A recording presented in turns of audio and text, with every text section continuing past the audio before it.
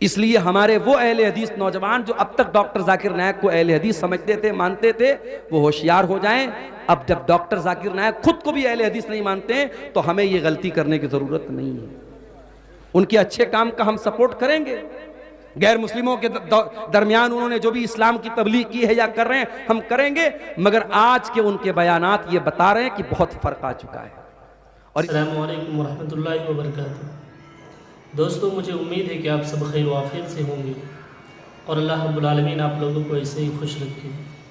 दोस्तों, आज के इस वीडियो में एक छोटी सी नई अपडेट आपके सामने लेकर आया हूँ। आप इस वीडियो में आखिर तक बने रहें और चैनल में अगर नए हैं तो चैनल को ज़रूर सब्सक्राइब करें और अपने दोस्तों में इस वीडियो को ज़रूर शेयर करें। दोस्तों, आज की नई अपडेट ये है कि डॉक्टर जाकिर नायक साहब जब इंडिया में थे तब वो उनकी सोच अलग थी और जब इंडिया से बाहर गए हैं उनकी सोच अलग हो गई है। दोस्तों, आज की इस वीडियो में शेख अब्दुल गफ्फार सलफ़ी साहब से सुनेंगे कि डॉक्टर जाकिर नायक अहले हदीस को क्या कहते हैं, उनकी सोच क्या है। आज के इस वीडियो में शेख अब्दुल गफ्फार सलफ़ी साहब से सुनेंगे। तो दोस्तों, वीडियो को स्किप ना करें, अब्दुल गफ्फार सलफ़ी साहब से सुने कि डॉक्टर जाकिर नायक क्या है, उनके बारे में उन्होंने क्या कहा। तो इस वीडियो में आखिर तक बने रहें। तो आइए हम देखते हैं और सुनते हैं कि अब्दुल गफ्फार सलफ़ी साहब क्या कहते हैं। डॉक्टर जाकिर नायक साहब जब से इंडिया से गए हैं, पहले यहां थे, अहले हदीस उलमा के साथ रहते थे। उनकी जो टीम थी उसमें ज़्यादातर अहले हदीस उलमा थे।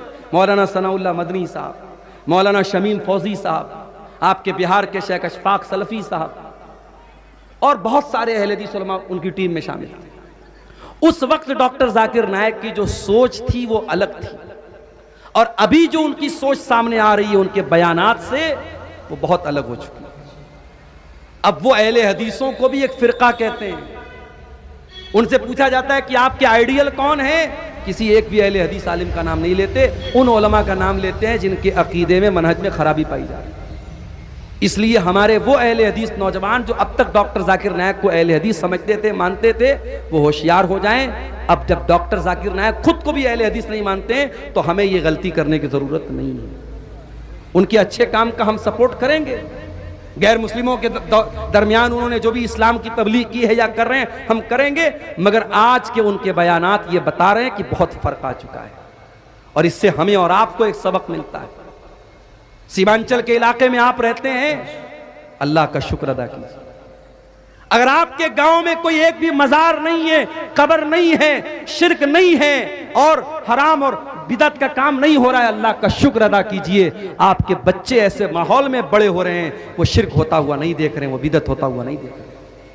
माहौल का बहुत असर पड़ता है। आज मलेशिया में डॉक्टर जाकिर नायक साहब रहते हैं और यहाँ की अहले हदीस जमात से जो उनका कनेक्शन टूटा है उसका असर अब उनकी स्पीच पर, उनके बयान पे साफ नजर आता है। तो उन्होंने उस औरत से कहा कि अगर कोई मर्द मेकअप करने वाली लड़की के सामने आधा घंटा बैठा है और उसको कोई फर्क नहीं पड़ रहा है तो उस मर्द को अपना इलाज करना चाहिए। अब साहब, हमारे पड़ोसी मुल्क की जो मीडिया है उसमें बवाल हो गया। डॉक्टर जाकिर नायक तो बड़ी गंदी सोच के इंसान हैं और उन्होंने ऐसी बात कह दी, ये है वो है। हालांकि उन्होंने जो बात की 100% सच्ची बात है। अल्लाह ताला ने सिस्टम ऐसा बनाया है, लड़की अगर बेपर्दा है और उसके सामने कोई मर्द है तो वो मर्द उस दौर का सबसे बड़ा वली भी क्यों ना हो, अगर वो मर्द है तो उस बेपर्दा और बेहया लड़की को देखकर उसके दिल में फर्क तो आएगा, उसके दिल के अंदर हैजान आएगा। और इसीलिए अल्लाह के नबी सल्लल्लाहु अलैहि वसल्लम फरमाते हैं कि जब कोई मर्द किसी औरत के साथ अकेले में होता है तो तीसरा शैतान होता है। हमारे यहाँ लोग कहते नहीं साहब, भाभी को हम माँ समझते हैं।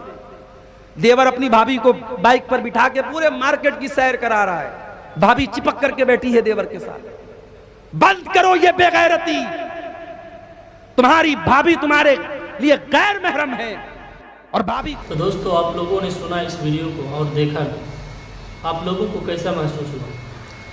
दोस्तों, इसी तरह के नए नए अपडेट पाने के लिए आप इस चैनल को ज़रूर सब्सक्राइब कीजिएगा और अपने दोस्तों में ज़रूर इस वीडियो को शेयर कीजिएगा। फिर मिलते हैं अगले वीडियो पर। अस्सलामु अलैकुम।